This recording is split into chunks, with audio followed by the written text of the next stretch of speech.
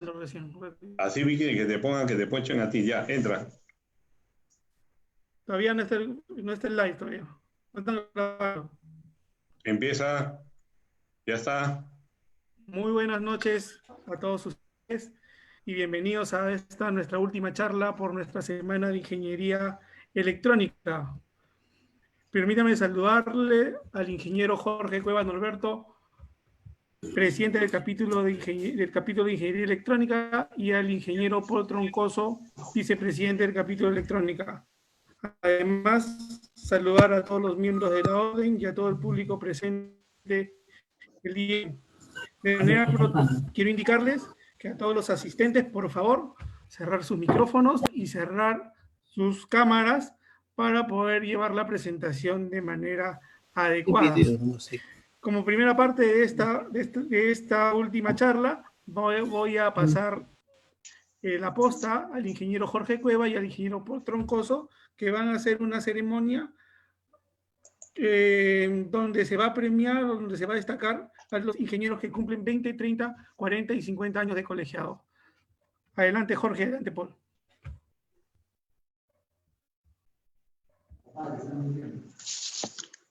Buenas noches, ingenieros, miembros de la directiva del capítulo de Ingeniería Electrónica. En esta oportunidad, el capítulo de Ingeniería Electrónica del Consejo Departamental de Lima le rinde un sincero homenaje a los ingenieros electrónicos SIC que cumplen 25, 30, 40 y 50 años de ingenieros colegiados. Y esto trasciende aún más porque constituye un hito importante en nuestra vida institucional, porque se trata de años de servicio a nuestro país, significando un gran ejemplo a seguir bajo el lema "Nosotros, los ingenieros, somos los constructores del Perú". Un gran abrazo y que Dios permita que nos acompañen por muchos años más como ejemplo para todos los miembros de la orden y beneplácito para nuestro país. Le doy pase al ingeniero Paul Troncoso, vicepresidente del capítulo de Ingeniería Electrónico, para que nombre a los ingenieros que cumplen 25 años. Adelante, Paul. Ok, muchas gracias. Gracias, Jorge. Vamos a empezar a nombrar a todos los ingenieros que cumplen 25 años de colegiados. Empezamos por Juan Carlos Álvarez Salazar, Hugo Carranza Avensur, Luis Ciesa Bustamante, Jorge Contreras Cosío, Ernesto Escobar Ochoa, César Ildefonso Huanca, Benjamín Jaramillo Conde, Marco León Vaca, Leandro Martínez Ramos, Pedro Muñoz Ibárcena, Pedro Murrieta Anadón, Emilio Rodríguez Rodríguez, José Romero Palomino, Félix Santa Cruz Bautista, Fernando Saravia Villanueva, Luis Suárez Bengoa, Andrés Valdivia Núñez, Jesús Uribe Espinosa, Walter Montes Palomino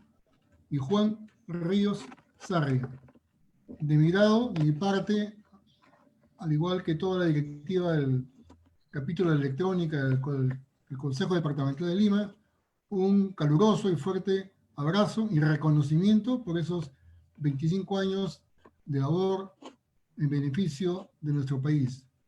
Luego paso la posta para que Jorge haga la siguiente igual mención para los ingenieros que están cumpliendo 30 años de servicio al país. Adelante, Jorge. Gracias, ingeniero Paul Troncoso. Me place, tengo el gran honor, digamos, de dar la lectura de ingenieros electrónicos SIC que cumplen 30 años de servicio y que son colegiados. Alfredo Arnulfo Santos, Luis Bordo Calisto, Heber Fajardo Casma, Ricardo Gallardo Saavedra, Johnny González Chávez, Héctor Guerra Carrasco, Edmundo Guerra Cordero, Mesías Guevara Macifue, Aurelio Morales Villanueva, Diego Mormontoy Farfán, César Moya Camacho, Rodolfo Ramos Aparicio, Óscar Salaver Ricardo, Guillermo Tejada Muñoz, Jaime Vallejos Laos. Le doy pase al ingeniero Paul Troncoso para que dé la lista de los que cumplen 40 años. Adelante, Paul.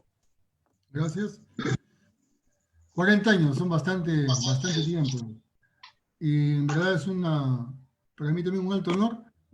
Tengo acá la lista a la mano y veo muchos de los colegas, muchos han sido mis jefes en la antigua Entel Perú, o la Telefónica también, y mucha gente de prestigio. Empezamos la lista. Alejandro Alcócer García, Edgar Cueva Castañeda, Julio Ibarra, René Monzón Canguaya, Santiago Rojas Tuya, Gamaniel Tobar Norma, Vinicio Valdivia Fuentes. Ok, un fuerte abrazo de mi lado también para estos jóvenes todavía ingenieros que están trabajando en servicio del país. Adelante, Jorge. Bueno, la verdad que me siento muy emocionado de dar nombre de ingenieros colegiados que tienen 50 años de servicio y servicio al país. La verdad que son, como dijo Paul, muchos de ellos han sido nuestros profesores, han sido nuestros jefes.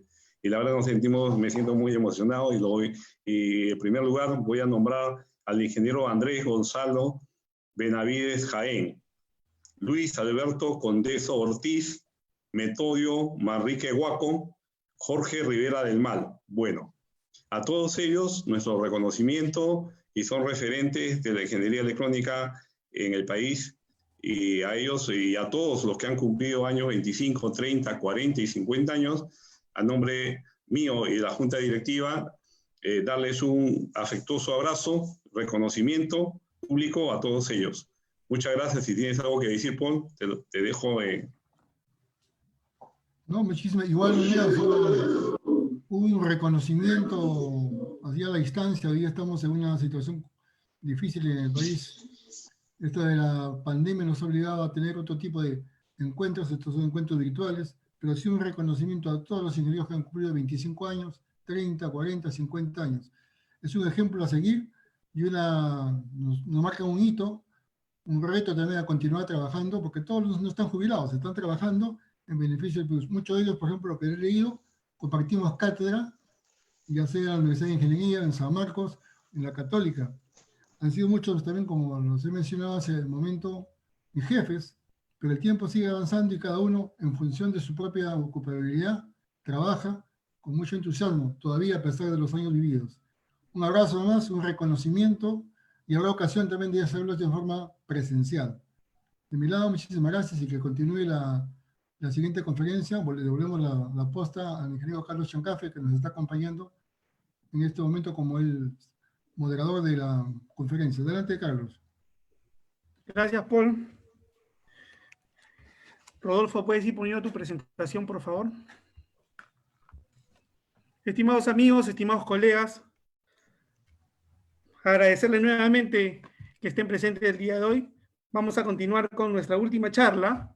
Estará a cargo del ingeniero Rodolfo Vilches Troncos. Él es titulado por la Universidad Pontificia Católica del Perú. Tiene amplia experiencia en la Casa de Ciberamenazas y Centro de Operaciones de Ciberseguridad en Estados Unidos, Canadá y México. Él es peruano, actualmente reside en Canadá, ya aproximadamente hace más de 10 años, se nos lo podrá confirmar. Él es certificado internacional en ciberseguridad. Y bueno, demos la bienvenida al ingeniero Rodolfo Vilches con su presentación. No sin antes recordarles que por favor mantengan sus micrófonos cerrados y sus videos cerrados para poder llevar la presentación de la mejor manera. Adelante, Rodolfo, y muchas gracias. Muchas gracias, Carlos. Muy buenas noches con todos. En primer lugar, quiero agradecer al Colegio de Ingenieros del Perú, al capítulo de Ingeniería Electrónica del Consejo Departamental de Lima, por la oportunidad extendida para compartir algunas de las experiencias que he tenido en estos últimos 13 años, en particular con lo relacionado a lo que todos estamos experimentando de manera global, ¿no? Relacionado al COVID-19. Antes de comenzar, espero que todos ustedes y sus seres queridos se encuentren bien y con el soporte necesario, ¿no? Para poder superar esta pandemia. Esto es un esfuerzo conjunto y definitivamente vamos a lograr pasar adelante. Muy bien.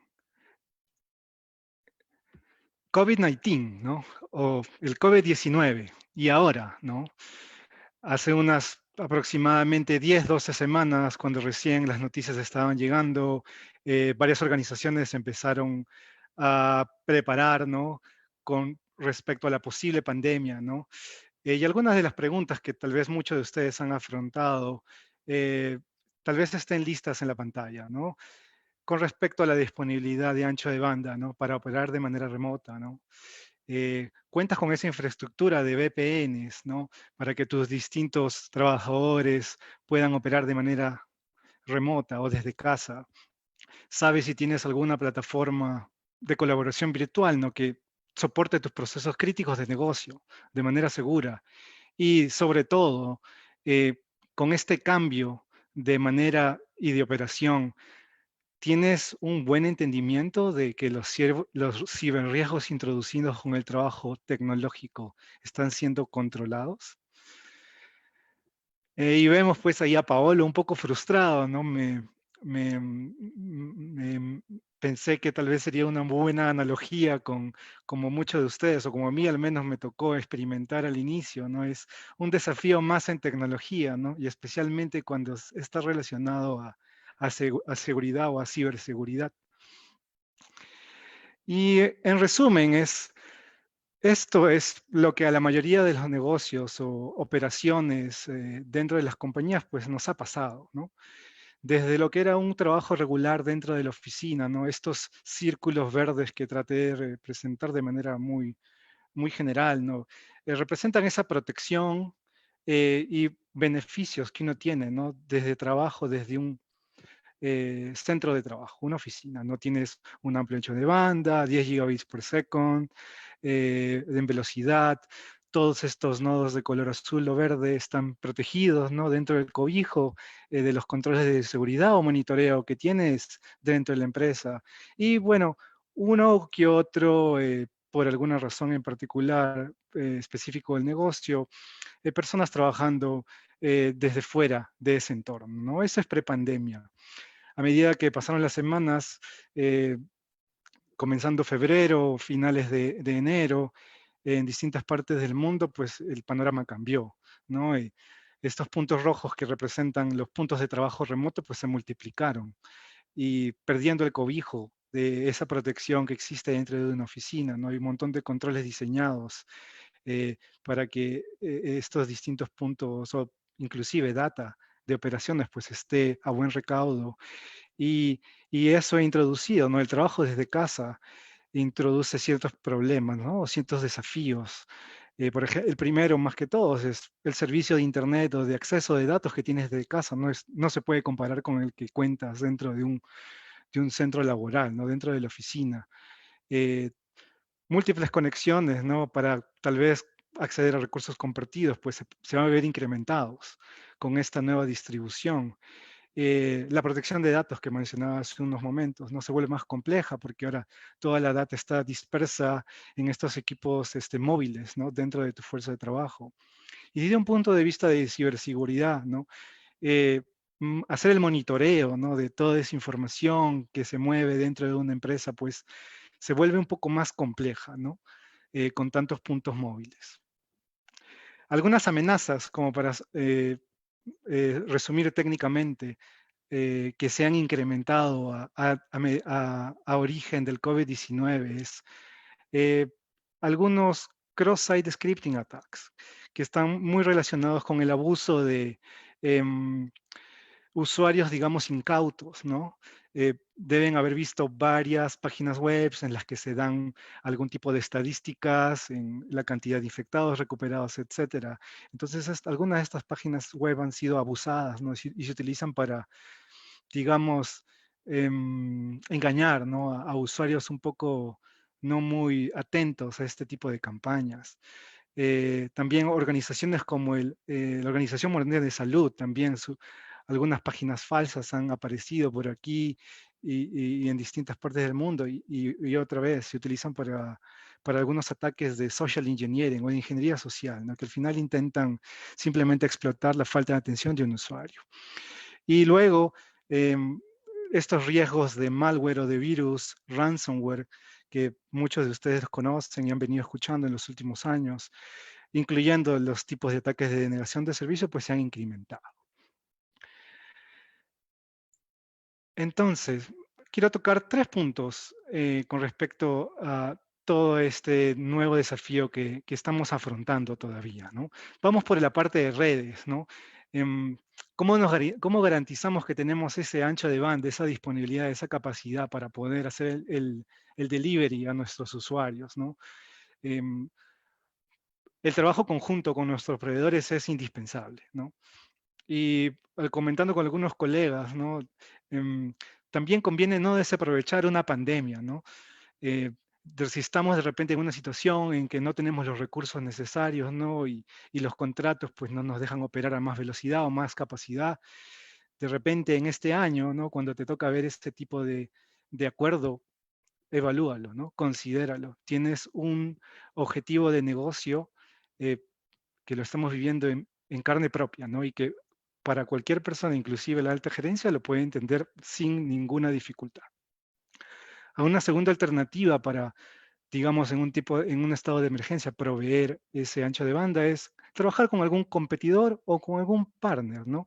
Si ellos tienen algunos ciclos, digamos, de fibra, ¿no? Que está disponible, pues se pueden utilizar, ¿no? Y puedes tú usarlo para satisfacer las necesidades que tengas. Y luego tenemos la nube, ¿no? La nube, tecnologías como SD-WAN, que proveedores como Cisco o Palo Alto Networks los proveen. Ellos nos dan sus propias redes, ¿no? Y nos permiten utilizarlas a medida y a demanda, ¿no? Obviamente por el precio que eso signifique, pero son herramientas que están a disposición y nos permiten un cambio rápido y nos permiten dar esa disponibilidad de conexión y de ancho de banda de manera rápida. El otro ejemplo que quiero comentar es en la parte de tecnologías en la nube, es Amazon Workspace, solo como un ejemplo, ¿no? Digamos, a todos nos tocó ir de emergencia a casa, no nos pudimos llevar el equipo de la oficina. Sin embargo, hay máquinas virtuales disponibles en la nube que rápidamente también se pueden proveer y literalmente se pueden entregar en cualquier parte del mundo, siempre y cuando tengas una conexión de Internet, por supuesto. El otro punto que mencionaba es la colaboración segura, ¿no? Herramientas como la que estamos utilizando esta noche, el Zoom, ¿no? Y por donde quiero solo mencionar 3, que son dentro de las que tienen el liderazgo, ¿no? En estos días. Zoom, Microsoft Teams y Cisco Webex, ¿no? Entonces, muchos de nosotros nos deben haber preguntado, oye, ¿cuál es la plataforma de colaboración virtual segura, ¿no?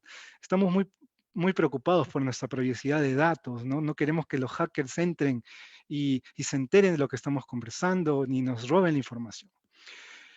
Zoom, el mes pasado, experimentó 500.000 de cuentas hackeadas, ¿no? Y fueron liberadas en el Internet. Es más, hasta una herramienta de hackeo gratuita se publicó que se llama ZWardial, ¿no? Seguro de ustedes, algunos deben haber escuchado de esta. Microsoft Teams también, en marzo, podías poner una imagen dentro del chat Windows y porque tenía una mala configuración dentro de la plataforma, eso te permitía secuestrar la sesión o inclusive algunos datos de la cuenta de la persona con la que estabas hablando. Y Cisco Webex, que es la plataforma más antigua y más conocida desde 1995, ha hecho disclosure, ¿no? De muchas vulnerabilidades y constantemente sigue arreglando esos problemas, ¿no? Sin mencionar que muchas de estas plataformas, la configuración por defecto no es necesariamente la más segura. Entonces, con todos estos desafíos, ¿cómo respondemos a esa pregunta inicial, ¿no? ¿Cuál es la plataforma más segura? Y de repente la respuesta es ninguna, ¿no?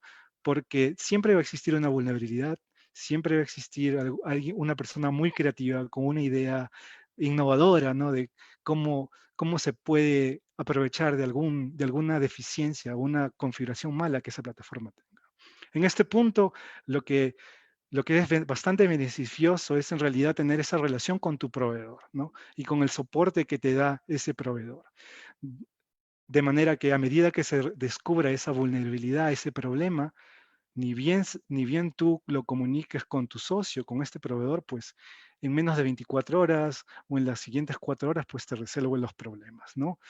Y en estas 3 marcas, ¿no?, que menciono, pues la respuesta que ellos han dado a medida de que estos problemas se han hecho públicos, pues ha sido efectiva, ¿no? Em, y el otro lado importante que queda como responsabilidad tuya, de tu negocio, de tu empresa, es concientizar, ¿no?, y capacitar a tus usuarios, ¿no? Y hacerles entender que estas amenazas son reales, ¿no?, y que existen. Y digamos, uno de esos ejercicios lo hemos hecho esta noche, ¿no? Tenemos un par de hosts y ellos son los que más o menos evalúan qué personas van a entrar o pueden ser admitidas, ¿no?, a esta conferencia esta noche con el Colegio de Ingenieros, capítulo de Ingeniería Electrónica.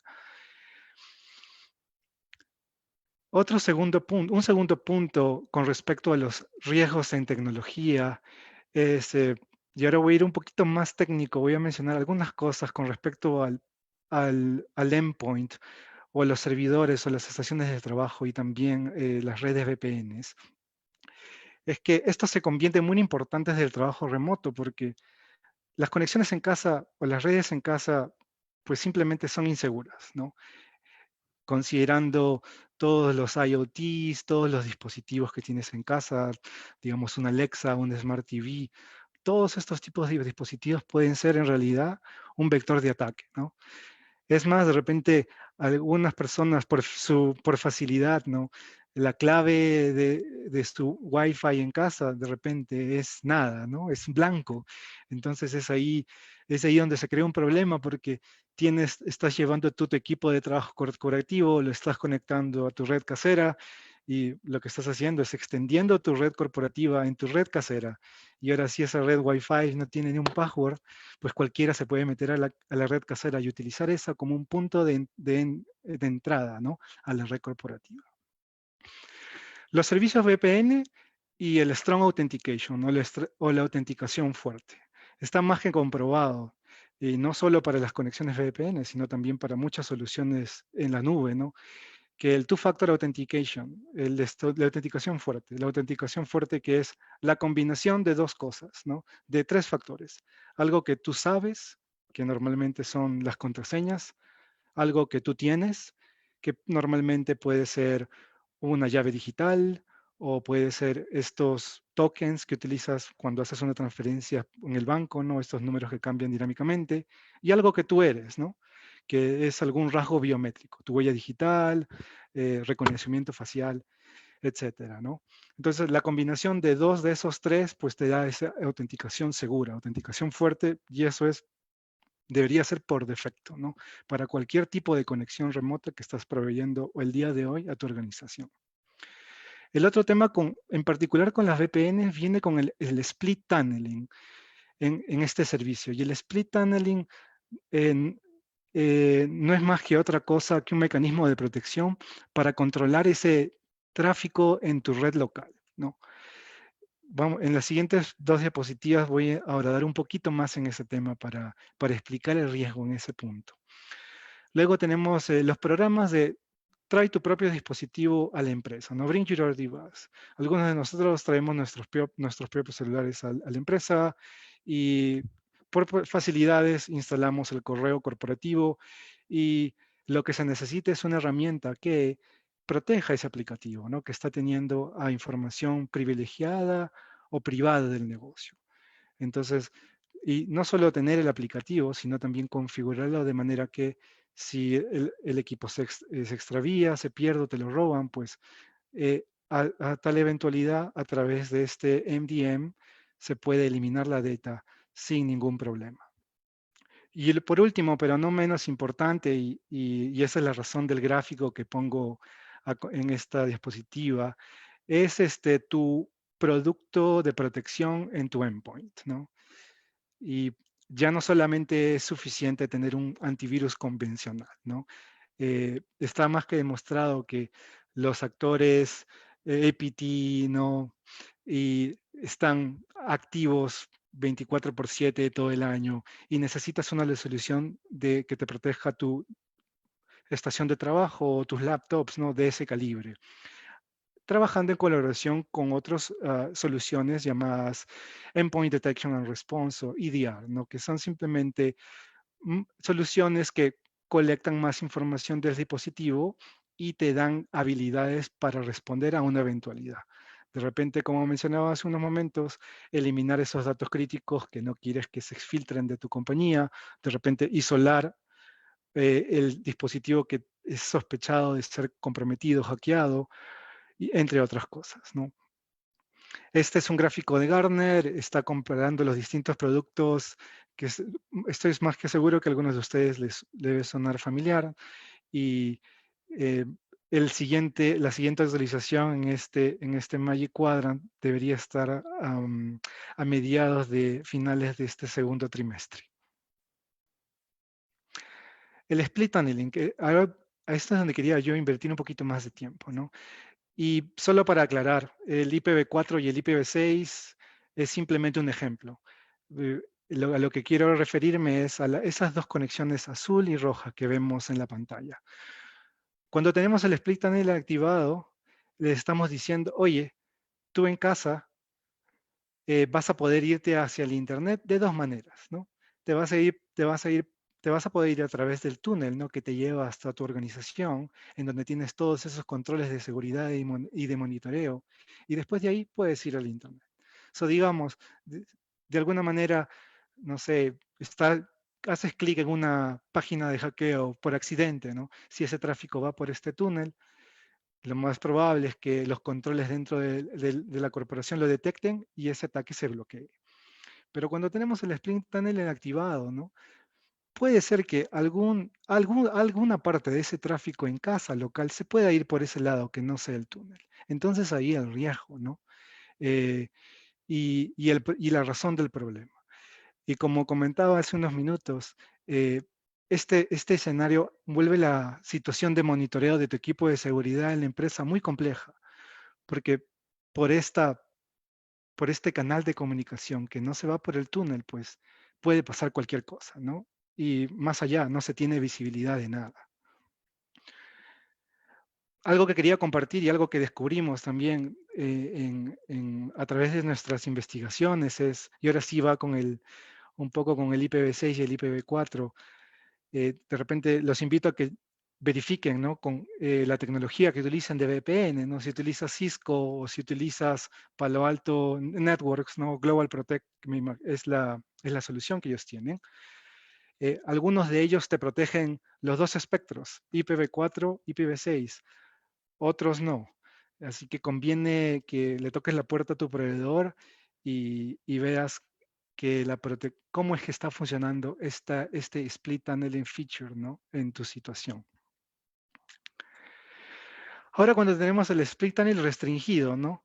Pues te evitas el problema, ¿no? Todo el tráfico se revisa, ningún tráfico local dentro de casa se permite, y es una situación ideal, ¿no? Porque las conexiones al Internet desde ese equipo corporativo en casa, pues están monitoreadas y se pueden proveer todos esos distintos controles, ¿no? Que normalmente todos disfrutaríamos si trabajáramos dentro de las oficinas. Luego, los ciberriesgos introducidos en los procesos. Y este es un gráfico que me tomé la libertad de copiar de Avast, y viene un poco atrás, ¿no? Desde 2007, estoy seguro que muchos de ustedes recordarán, al menos los que trabajan con Telefónica, algunos servicios de Telefónica, el famoso WannaCry, ¿no? A mediados de mayo de 2007, una vulnerabilidad que le dieron Eternal Blue, pues se empezó a abusar, ¿no? Para distribuir este malware. Y esto es un poco la gráfica de la cantidad de ataques que se registraron a nivel global, ¿no? Desde el punto de vista de este proveedor. Y lo menciono porque está asociado a este primer punto que quiero compartir con ustedes, ¿no? Especialmente ahora que trabajamos de manera remota, ¿no? Tenemos que mantener ese programa de gestión de vulnerabilidades, tenemos que mantenerlo activo. Microsoft, por ejemplo, hace hace un año y medio y un poco más, cambió un poco su programa de pacheo, ¿no? Se vinieron estos martes de pacheo forzados o con más concentración de arreglos. Entonces, cada mes debemos estar preparados para operacionalizar, ¿no?, la eficiente aplicación de pacheos. Y es un tema que conviene ver, porque ahora todos estamos de manera remota, ¿no? Antes teníamos 3, 4, unas cuantas personas trabajando remoto, no hay problema, no se satura el ancho de banda de mi canal VPN, pero ahora todo el mundo está trabajando desde casa. De repente conviene evaluar un programa de pacheo por la noche o analizar tu tráfico, ¿no? En cuáles son las partes y las horas en que la red está menos utilizada, ¿no? Y aprovechar esas oportunidades. El otro tema con respecto a riesgos es asegurarte que tu centro de operaciones de seguridad, ¿no?, tenga esa visibilidad y sea todavía eficiente. La ventaja con los centros de operaciones de seguridad es que la gran mayoría pues trabajan ya de manera remota, ¿no? Entonces para ellos no ha sido un cambio muy drástico. Sin embargo, necesitan el apoyo para entender esos cambios de infraestructura que tal vez la compañía o el negocio al cual tú soportas pues ha tenido que atravesar, ¿no? Y el último punto es con respecto al gestionar un efectivo proceso de reporte y de gestión de incidencias. Y me refiero a que no solo al proceso en sí, ¿no?, de detección, identificación, análisis, contención, erradicación y recuperación, sino también a que todo el personal, toda la fuerza laboral, pues tenga 100% clara, ¿no?, cuáles son los mecanismos que ellos pueden utilizar desde casa de manera remota, por correo, en algún sistema, y poder llamar a ese equipo de first responders, ¿no?, o de respuesta de incidencias. Especialmente en estos días, ¿no? En casa, otra vez mencionaba, es una red insegura, muchas cosas pueden pasar, ¿no? Conviene que esa capacitación y concientización se haga de manera continua. Y el otro ámbito con respecto a riesgos es el riesgo de las personas. Y voy a elaborar un poco en el último punto que conversaba. Pero antes de ir ahí, quería un poco horadar en el tema de esta pandemia, ¿no? Y todos los distintos esfuerzos en los cuales estamos involucrados, ¿no? ¿Cómo lo ven los ejecutivos? ¿Cómo está impactando al negocio, ¿no?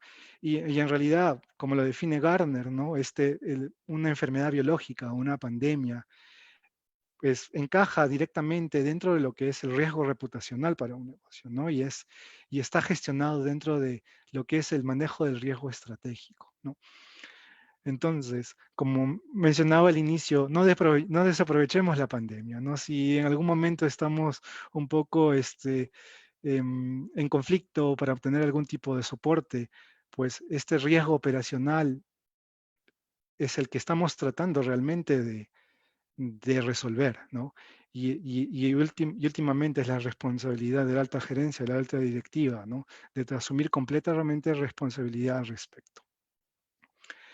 Al mismo tiempo, también varias organizaciones maduras cuentan dentro de su sistema de control interno, ¿no?, planes de repente de recuperación de desastres o planes de continuidad de negocio.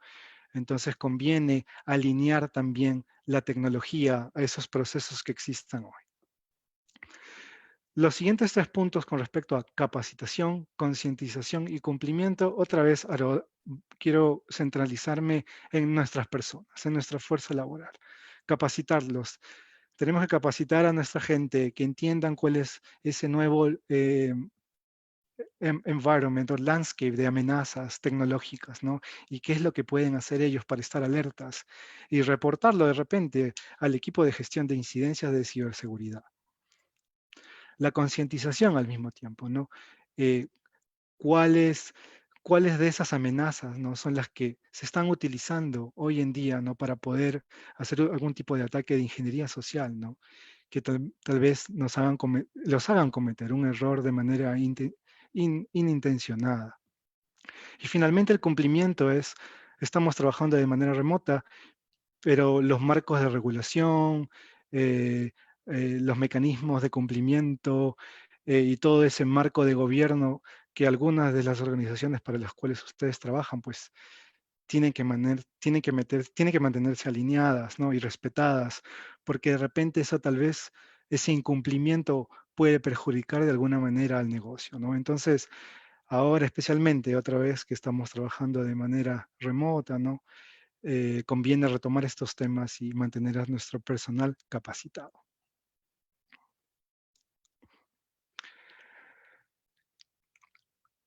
Y luego es algo, escuchaba la ponencia anterior y me pareció muy interesante el tema este de la inteligencia artificial y del machine learning que el ingeniero nos comentaba. Y sí, o sea, esto no solamente se refiere a robots o autómatas que están afuera, ¿no? Porque eso simplemente siguen rutinas repetitivas, pero y un poco el ángulo de ver este tema es que el trabajo se ha vuelto muy complejo, ¿no? De repente para el profesional de ciberseguridad, ¿no? Todo está trabajado de manera remota y ahora ya no recibe solamente 20 alertas al día, sino 100 alertas al día. Entonces puede ser un poco complicado, ¿no? Y es aquí donde yo quería compartirles un poco este concepto de máquinas versus máquinas, ¿no? Estas personas con intenciones maliciosas pues tienen todo el tiempo y todos los recursos del mundo como para planificar sus ataques y obtener cualquier ventaja que tengan de tu negocio y utilizarlo en su conveniencia, ¿no? Y un poco también este dispositivo está explicando el shift, ¿no? El cambio que existe de lo que es eh, digamos, la seguridad, o como por ejemplo, digamos, un virus, ¿no? Un virus antes se detectaba de repente como en una huella digital o un identikit, ¿no? Y el problema de esto es que es una inteligencia a corto plazo, ¿no? Y una inteligencia reactiva, porque una vez identificas un caso de algo sospechoso, solamente ahí recién puedes empezar a ver de repente en una población más grande y ver si sigues infectado o no, ¿no? Aparte que también es solo en análisis en un punto de tiempo. Y lo más complejo es que tienes el identikit, ¿no? La huella digital, pero ¿y qué pasó alrededor de eso, ¿no? ¿Qué hay algún otro factor relacionado? Pues tienes simplemente esa figura y ¿qué significa, no? Ese es un desafío que existe en el día a día en todo profesional de ciberseguridad. Entonces, lo que he estado haciendo en estos últimos años, en realidad unos 5 o 6 años, la ciencia de datos es en vez de ver, ¿no? Lo que es esta huella digital, está intentando analizar patrones, ¿no? De comportamiento de ese virus, digamos, ¿no? Entonces, digamos, el WannaCry tenía este valor de hash, ¿no? De huella digital. Pero la ciencia de datos, en vez de ver esa huella digital, va a ver, ok, el WannaCry de repente normalmente se estaba se estaba descargando de Facebook y se estaba descargando en tu disco duro, en la parte root, en tu disco duro. Y después intentó encriptar. Y después intentó conectarse a varios otros IPs públicos.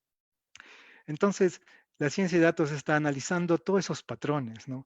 Y lo interesante de analizar esos patrones es que el patrón no solo está limitado al WannaCry, sino el patrón puede estar asociado a muchos otros viruses, ¿no? A muchas otras amenazas, ¿no?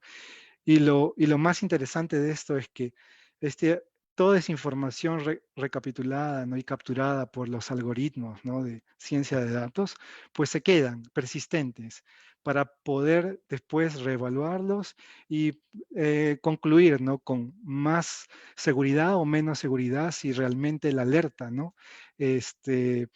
Entregada por estos algoritmos de ciencia de datos fueron ciertas o no. Con esto llegamos a la última diapositiva, ¿no? Y vemos a Paolo ahí un poco más contento. Varios de ustedes se acordarán, octubre de 2007, el repechaje, todos en Rusia, el 2018, ¿no? Y este es un ejemplo real, ¿no? Y algunos puntos de datos, simplemente para culminar antes de pasar a las preguntas, es que sí se puede, ¿no? Sí se puede, y aplicando el concepto de máquinas versus máquinas, y aplicando también un poco el tema de automatización, ¿no? Al momento de que gestionamos las incidencias. En la primera parte de este cuadro vemos, es un histórico de estos últimos 90 días, de enero a marzo. Normalmente se llegaron a analizar 50.000 distintas IP addresses, ¿no? O redes IP, o direcciones IP, ¿no? Y luego en los últimos 3 meses, pues alrededor de 40.000, ¿no? Abajo es simplemente un sample, ¿no? Un ejemplo del tráfico y la cantidad de paquete de datos que se recolectaron en un día, todo hasta 10 gigabits per second, ¿no? Solo es en un día, ¿no? Ese es el pico y de uno de los sensores, ¿no? En los cuales la solución estaba trabajando. Pero lo primordial aquí es, si vemos en esta parte, hablan del número de detecciones en esos 90 días, fueron alrededor de unas 5.000, ¿no? Entonces tenemos los algoritmos identificando esas incidencias, pero estas 50.000 incidencias no se las vas a dar a tu equipo de seguridad. 5.000 incidencias no se las vas a dar a tu equipo de seguridad, ¿no? Sino que el Machine Learning y la inteligencia artificial le está dando estas dos de aquí, ¿no? Que después de aprendizaje, ¿no? Son las críticas, ¿no? Señales de alta fidelidad, ¿no? Señales de valor, ¿no? Que te ayudan a detectar esas amenazas de manera rápida y sin necesidad de invertir y de manera eficiente. Y con eso creo que me quedé sin tiempo. Una vez más, muchas gracias y podemos pasar a las preguntas. Rodolfo, todo bien, todo bien. Gracias por la presentación. Señores, por favor, sus preguntas vía chat. Esperemos unos minutos. Están habilitando el chat para que las personas hagan sus preguntas vía chat. Un momento, Rodolfo.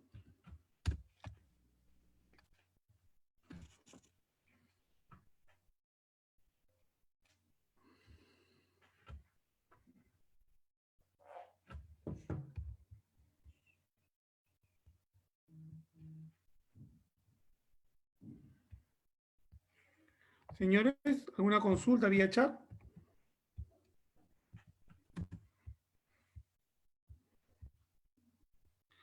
Rodolfo, acá tenemos una consulta de Ángel Traverso. ¿Qué soluciones daría para afrontar la vulnerabilidad en la industria 4.0? Vulnerabilidades en la industria 4.0. Voy a necesitar que me ayuden un poco a acotar un poco dentro del 4.0. ¿Es en algún área en particular o en general?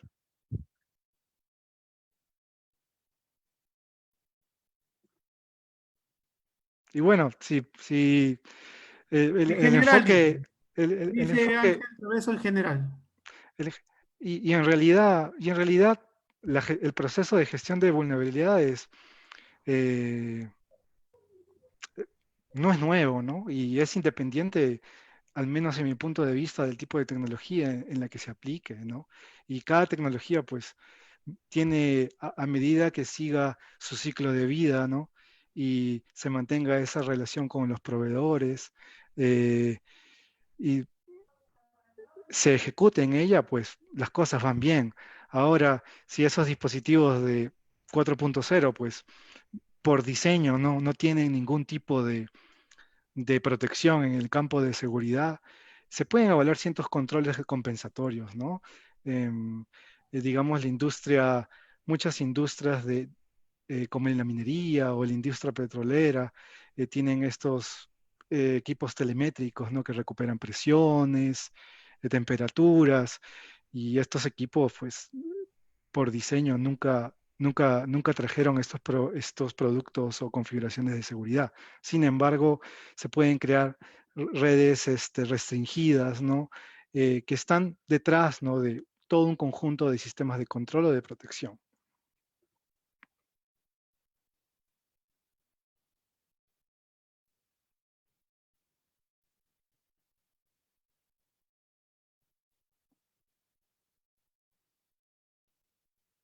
Rodolfo, tenemos una consulta adicional. ¿Cuál es la mayor amenaza que enfrentan los usuarios de redes sociales en este momento y cuál sería la mejor recomendación para mitigarlas? Muy buena pregunta. La mayor amenaza de los usuarios, en mi opinión personal, yo diría ellos mismos, ¿no? Cada uno de nosotros, ¿no? Porque en este mundo de redes sociales y de nube y de compartir, pues un montón de nuestra información personal, de trabajo, en lo que hacemos al día a día en negocios, pues está difundida y proliferada por todos lados. Entonces, yo creo que todavía a todos nos falta un poco de seguir madurando el entendimiento, ¿no? De una vez que voy a esta red social y me registro en este lugar y comparto ciertas actividades mías, ¿no? Eh, ¿qué, qué es lo peor que puede pasar, ¿no? Eh, ¿Qué es lo que va a hacer esa entidad, ¿no? Que está colectando mis datos, ¿no? Con la información. Eh, Son solamente campañas de marketing, ¿no? Que me van a ofrecer un producto nuevo que se ajusta a mis necesidades, o de repente se puede utilizar, ¿no? Como para obtener algún tipo de acceso no autorizado a alguna propiedad privada o intelectual de la organización en la cual yo me desempeño. ¿Y qué se puede hacer? Es simplemente y complejamente al mismo tiempo, es la educación constante, ¿no? Tecnología cambia, ¿no? Tecnología cambia, evoluciona, el impacto es más grande, las formas de llegar eh, son diversas y hacen pues este desafío un poco más complejo. Eh, entonces, conviene no solo esperar que de repente tu empleador te envíe a un programa de capacitación con respecto a ciberseguridad, sino también personalmente, ¿no? Eh, Así como uno se educa en finanzas, ¿no? Digamos en algún tipo de tarea en el hogar, ¿no? El tema ciber, ¿no? El tema de ciberseguridad es algo que es parte de nuestra sociedad, ¿no? Y todos debemos mantenernos accountables, ¿no? Y ser responsables al respecto, ¿no? Rodolfo, acá tenemos otra consulta. La pregunta es, ¿las empresas deben poner foco en la contención de los ataques y evitar su propagación? ¿Qué modelos o marcos de referencia se están implementando hoy en día? Buena pregunta. Hay varias, ¿no? Y la más, la, la más sencilla, diría yo, dentro de las que dentro de los marcos o procesos de gestión de incidencias, yo diría la NIST, ¿no? La NIST de la respuesta de gestión de incidencias, ¿no? Eh, ese es digamos, el libro de inicio de toda esta conversación. Eh, Habla completamente y extensamente al respecto. Eso con respecto a un estándar en industria, ¿no? El NIST en Cybersecurity para el Incident Response. Y luego el tema en ciberseguridad, por la parte de la NIST, se expande también a muchas otras áreas, ¿no? En temas de gobierno, en temas de gestión de riesgo, en temas de continuidad de negocio, etcétera. Sí, eso ahora pongamos a un lado los marcos o frameworks que existen afuera en temas de estándares. Vamos un poco con el tema de metodologías, ¿no? Hay un tema que ha venido muy de moda con el Zero Trust Networks, ¿no? Eh, y es algo que se ha venido adoptando en estos últimos 2, 3 años. Eh, pero dejando todos estos nombres nuevos, ¿no? Eh, el tema de ciberseguridad, o al menos el concepto eh, aplicado a todas estas distintas áreas, pues eh, mi opinión personal, pues he estado desde ya hace varios años, ¿no? Y hay muchos profesionales de repente que hoy en día no solamente están concentrados en ciberseguridad, pero antes eran administradores de red, o administradores de sistemas, e inclusive desarrolladores. Todos esos profesionales en temas de informática o de tecnología, pues lo entienden, ¿no? El tema es que ahora la tecnología, pues, ah, llega muy fácilmente a masas y a muchas personas que de repente no tienen ese entendimiento o ese conocimiento, y ahí es donde se crea un poco el problema. eh, pero bueno, nada, la pregunta, creo que me estoy saliendo un poco del tema. Y eh, que hay varias preguntas que la gente Ujú. Sí, quiere que adelante. responda, así que vamos a lo interesante nomás. Me dicen acá un comentario que es interesante y te lo hago llegar. Dice que fue muy interesante el comentario que hiciste sobre el COVID-19 en cuanto a considerarlo como un riesgo estratégico. ellos preguntan, pero sería interesante conocer qué organizaciones en realidad hicieron esto realmente, considerarlo como riesgo estratégico. ¿Conoces alguna? Eh, sí, sí conozco algunas, pero no voy a mencionar nombres, pero puedo mencionar industrias, ¿no? Algunas en el sector energético, por ejemplo. Una empresa en Perú con operaciones en Sudamérica y en Europa que se desempeña en la producción, distribución y transporte de productos derivados del petróleo, varias entidades financieras, ¿no? Con casas matrices de repente en Norteamérica. eh, y sí, ¿no? Estas organizaciones un poco más maduras, pues ese riesgo lo han mitigado con los planes de continuidad de negocio, ¿no? Que vienen ya desarrollando por los últimos años, ¿no? Y ojo, hay varios planes de continuidad de negocios o planes de recuperación de desastres que se pueden reciclar, ¿no? Por ejemplo, Arequipa, el Perú en realidad estamos sentados en esto que se llama el cinturón del fuego, si no me acuerdo mal. Entonces, terremotos, movimientos telúricos, pues pasan en cualquier momento. Hay varias organizaciones en Perú que ya han experimentado esto y lo consideran, ¿no? Ok, Rodolfo. Un par de preguntas chicas, bueno, hay varias, pero un par de preguntas chicas te voy a hacer. Me están indicando que tú indiques qué tan fácil es vulnerar la seguridad de una red para tu parecer. ¿Qué tan fácil es? A mi parecer, yo diría, no es tan complicado, ¿no? Y el tema va que uno elige, ¿no? El objetivo, ¿no? Y normalmente el objetivo de ataque no va a ser pues ese firewall o de repente no va a ser ese, ese dispositivo de protección de tu computador, ¿no? Al cual vas a intentar hackear. De repente lo primero que vas a intentar hackear va a ser esa persona, ¿no? Que de repente está un poco nerviosa, con un poco de ansiedad, ¿no? O que ha trabajado por muchas horas y está perdiendo un poco la concentración, ¿no? Eh, y explotar ese factor humano, ¿no? Ese es el de alto riesgo siempre, ¿no? Y otra vez lo vuelvo a circular con el tema o relacionar con el tema de la educación, ¿no? Em, Ciertas personas tienen un poco más de entendimiento en el tema de ciberriesgos y de seguridad y son más precavidas, ¿no? O están más alertas a comparación de otras. Ok. Otra pregunta chica, me dicen en el sector de educación, ¿cómo ves el tema de virtualización? ¿De virtualización? Sí, en el sector educación o universitario, en la educación Ujú. universitaria, ¿cómo ves el tema de virtualización?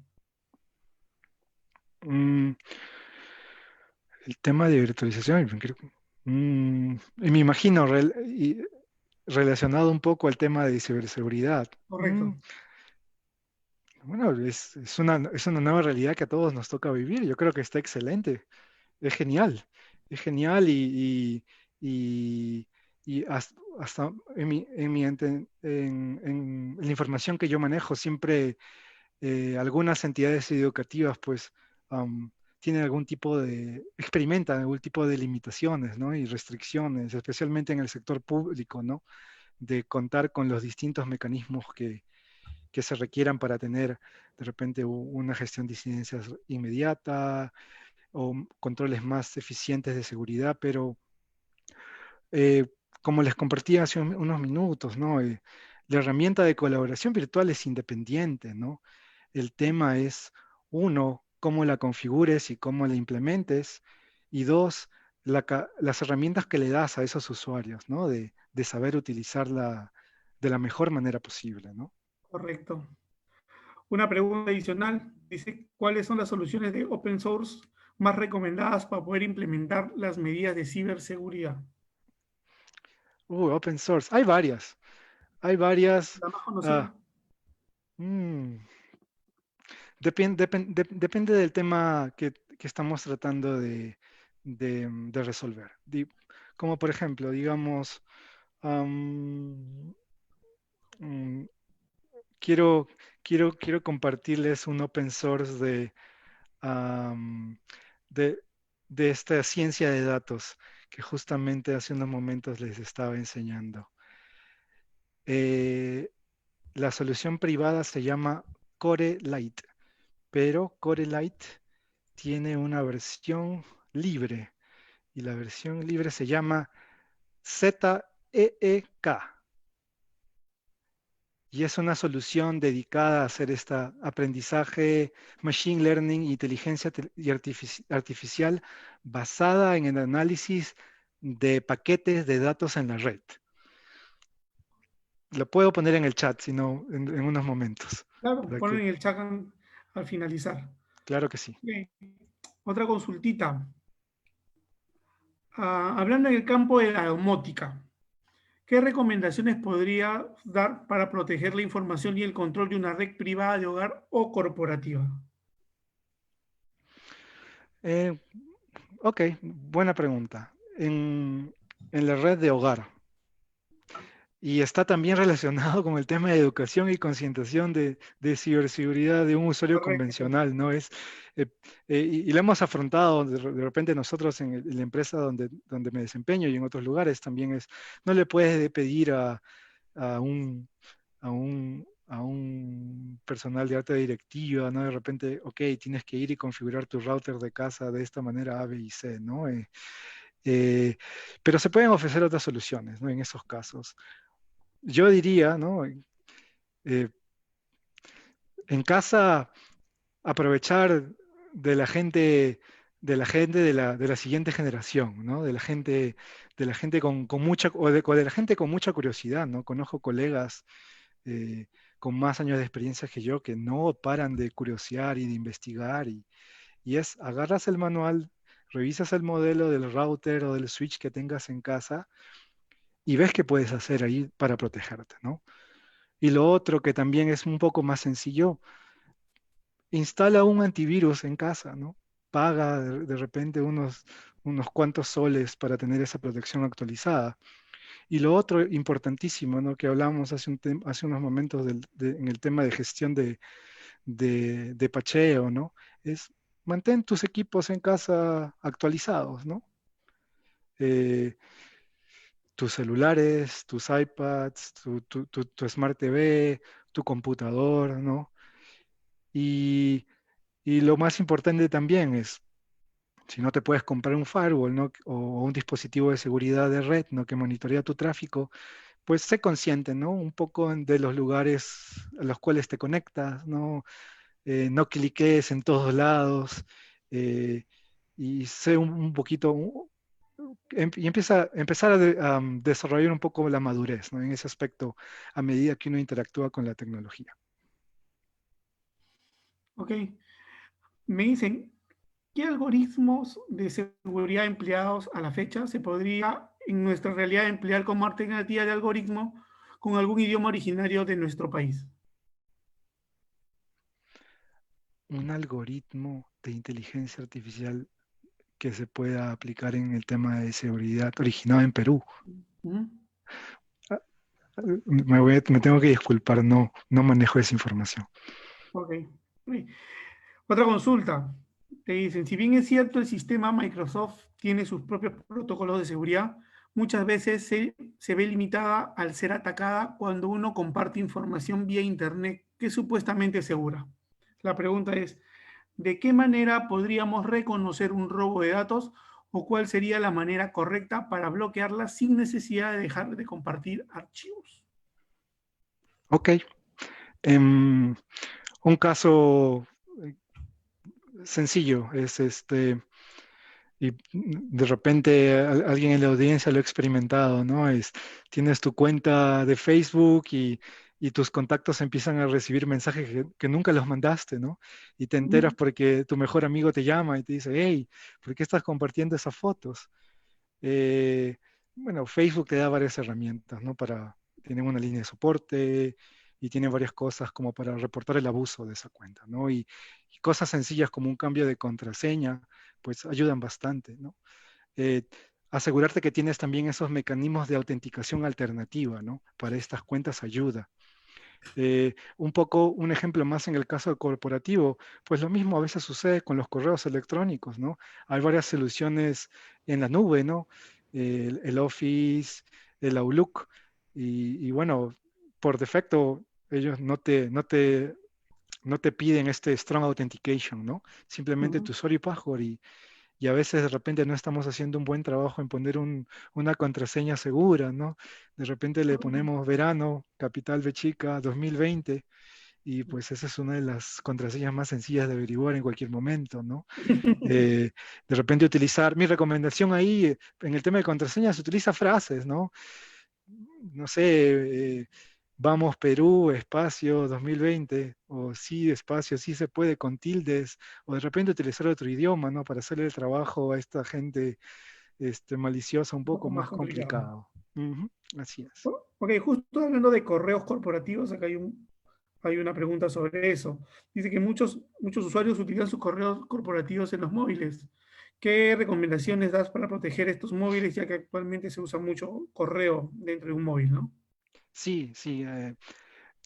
Esta herramientas MDM, ¿no? Que son herramientas que son básicamente, es un aplicativo adicional que se instala en el celular y se configura de manera que te proteja, digamos, el Outlook, ¿no? Ese aplicativo, ¿no? Entonces, ese Mobile Device Management Technology, hay varios, ¿no? Intune, que es del de Microsoft, y hay otros, ¿no?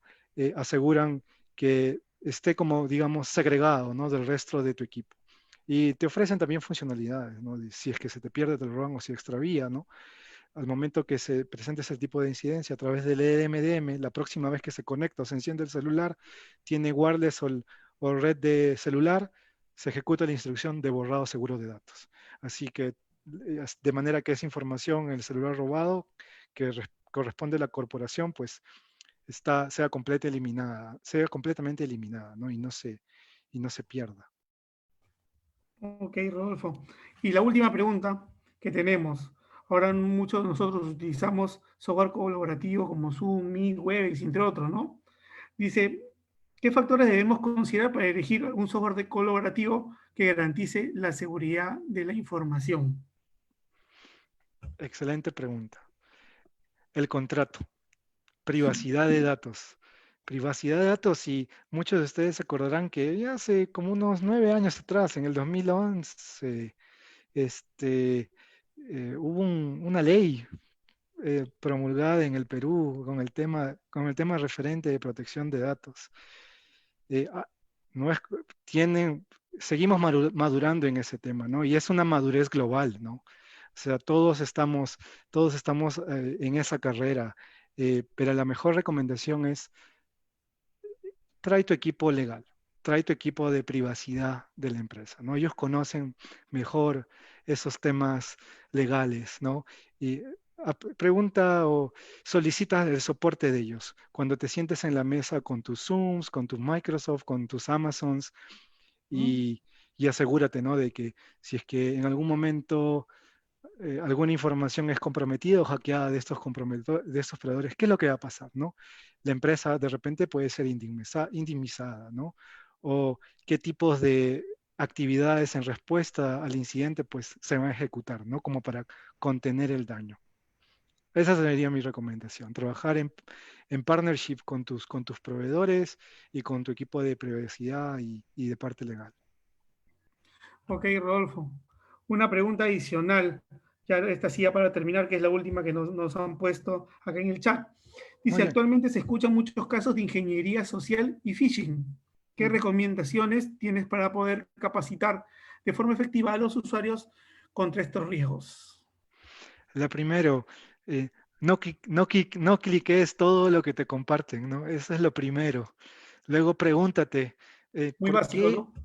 Pues sí. Luego pregúntate, ¿por qué esa persona me está mandando esto, ¿no? Eh, y si aún tienes dudas y te parece súper, súper sospechoso, de repente agarra el teléfono y dales una llamada o intenta contactarlos de otra manera, ¿no? Que no sea el mismo mecanismo en el cual te hicieron llegar ese contenido sospechoso. Y eso es sencillo, ¿no? Eso toma segundos. Eh, y todo el tema de educación, pues Hay varios recursos, inclusive creo que hasta el gobierno comparte algunos de manera pública y gratuita, ¿no? Como para seguir, digamos, estas prácticas de higiene, ¿no? En el tema de ciberseguridad. Igual, yo les puedo compartir algunos otros links para que después los puedan socializar con las asistentes. Correcto, Rodolfo. Agradecemos al ingeniero Rodolfo Viches por su excelente participación el día de hoy. Rodolfo, de verdad, muy agradecidos. El capítulo de electrónica te agradece por el tiempo que nos has brindado. Sabemos que estás fuera del país, trabajando, y darte un tiempo para dictar una charla a los ingenieros de acá, que siempre estamos a disposición de escuchar nuevas tecnologías, es muy importante. Muchas gracias, Rodolfo, y sinceramente estamos muy agradecidos por tu participación. Invito al ingeniero Paul Troncoso, vicepresidente del capítulo de electrónica, para que nos dé unas palabras de despedida y finalización de esta semana de ingeniería electrónica.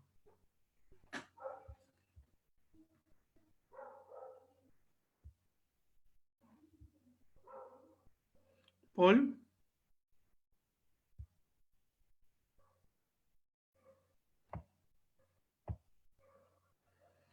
Paul.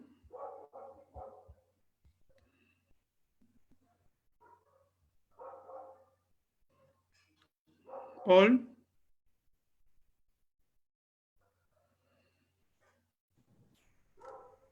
Hola, hola, aquí estamos.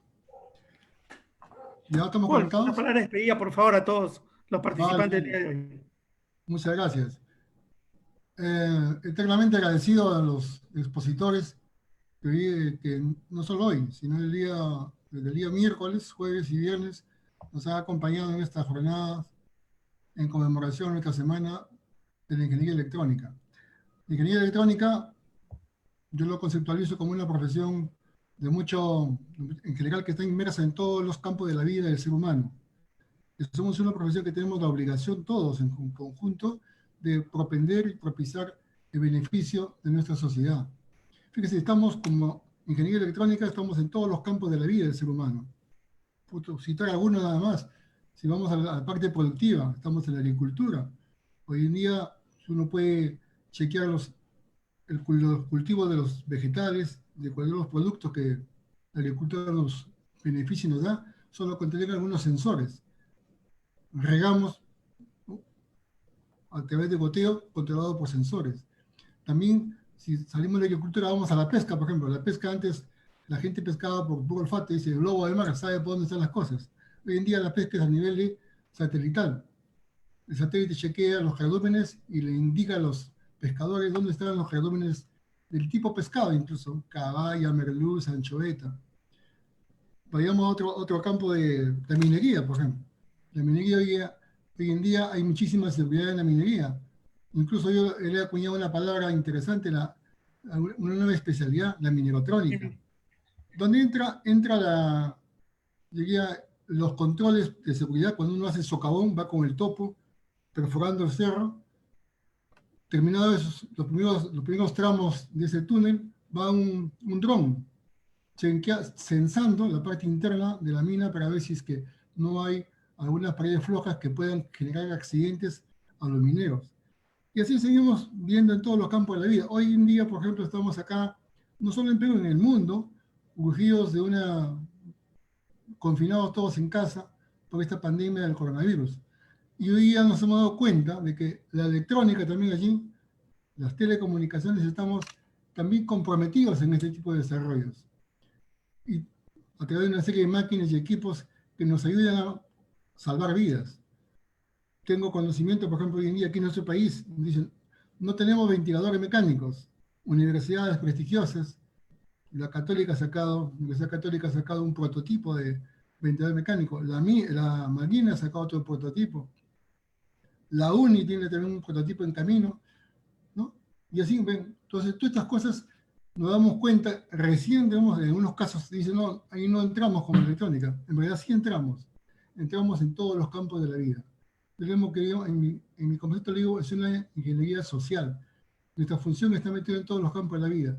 Anteriormente, por ejemplo, cuando trabajaba yo en la antigua Entel Perú, luego en Telefónica, a través de las grandes redes. Empezamos con las redes satelitales, ¿no? Los famosos satélites, luego las redes de cobre que unía de ciudad en ciudad, de provincia en provincia, luego la red de fibra óptica, que hoy día nuestro país está totalmente lanzado a enfibrar, no solo las capitales de las regiones, sino incluso todas las provincias y los distritos. Y ese es el gran soporte hoy en día, por ejemplo, si hablamos de educación, el gran soporte que ayuda y sirve para que toda la comunicación y los enlaces lleguen hasta el último pueblito, que quien sabe lo que yo le denomino el Perú profundo. Todavía nos falta mucho por hacer. Hay mucho campo por trabajar y mucho campo por construir en nuestro país. En eso estamos todos comprometidos. Hoy, que estamos concluyendo con esta semana de electrónica, un abrazo fraterno para todos, los de acá, los ingenieros en electrónica, que también están los de telecomunicaciones, los ingenieros en biomédicos, los ingenieros de control, de instrumentación y todos los campos que tenemos. Un abrazo fraterno a todos. Dios mediante, espero que en un plazo muy corto podamos hacernos un brindis presencial, no virtual, ¿no? Tenemos un hermoso local allá en Marconi, ¿no? Donde hay un auditorio de 800 butacas para poder hacer todo yo le llamo, una buena celebración. Hoy en día estamos confinados en casa y a la distancia, aquí damos un brindis por nuestra semana electrónica, por nuestra profesión. Salud, Paul. Saludos y felicidades. Que tengan muy Salud, buenas Paul. noches y sigamos en casa confinados hasta una mejor solución a futuro. Muchísimas gracias. Un abrazo fraterno a todos. Muchísimas gracias. Buenas noches. Muchísimas gracias, señores, por su participación. Recuerden que este domingo 17 estamos celebrando también el Día Mundial de las Telecomunicaciones. Un abrazo a todos los ingenieros que están dedicados a este rubro. Y no se olviden de seguirnos en nuestras redes del capítulo de Ingeniería Electrónica. Ahí publicamos todas nuestras actividades. El martes 26 tenemos un seminario dedicado al Data Center, titulado El Data Center, Corazón de la Transformación Digital, que también va a ser de manera gratuita para todos ustedes. Ya en los siguientes días estamos lanzando la publicación en nuestras redes sociales y el link para que se puedan inscribir y puedan participar también de este evento. Muchas gracias a todos por su participación y muy buenas noches. Y como dijo nuestro amigo Paul Troncoso, quédense en casa, quédense tranquilos, que ya nos va a tocar vernos pronto personalmente. Un fuerte abrazo a todos y feliz día a todos ustedes. Muchas gracias.